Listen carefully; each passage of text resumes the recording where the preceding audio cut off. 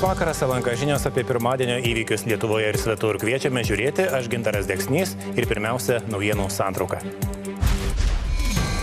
Dauguma Lietuvos mokyklų mokslo metus pradėjo šiandien, rugsėjo 2. Lietuvoje vasara yra trumpa.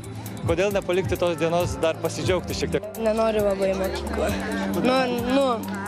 Noriu tiesiog gulėti namuose. Vaikams streso, tėveliams rūpestis išleisti vaikus į mokyklą.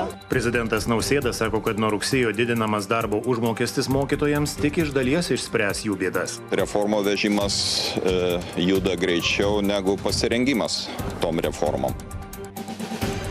Vilniaus mokyklos vėl sulaukė laiško grasinančios sprogimais. Pranešimai pradėjo plūsti nuo maždaug 5:30 ryto. Vienas laiškas visoms mokykloms. Taip, iš tiesų buvo laiškas, kurio adresatų buvo nurodyta keli šimtai. Mongolija nepaisė teismo orderio ir atvykusio Putino nesulaikė.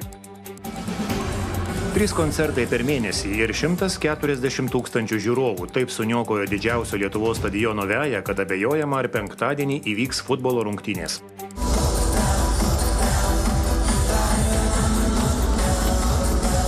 Koncertas yra įmetamas savaitę iki futbolo rungtynių, normaliuose valstybėse taip nesidaroma. Atsitiko taip, kaip atsitiko ir sukamės iš situacijos.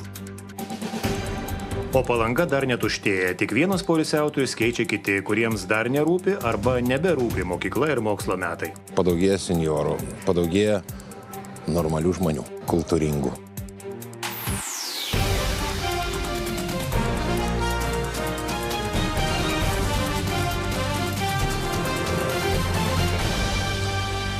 Naujų mokslo metų pradžią vėl aptemdė grasinamų laiškų atakos mokyklose. Policija registravo beveik 30 grasinimų susprogdinti Vilniaus mokyklas.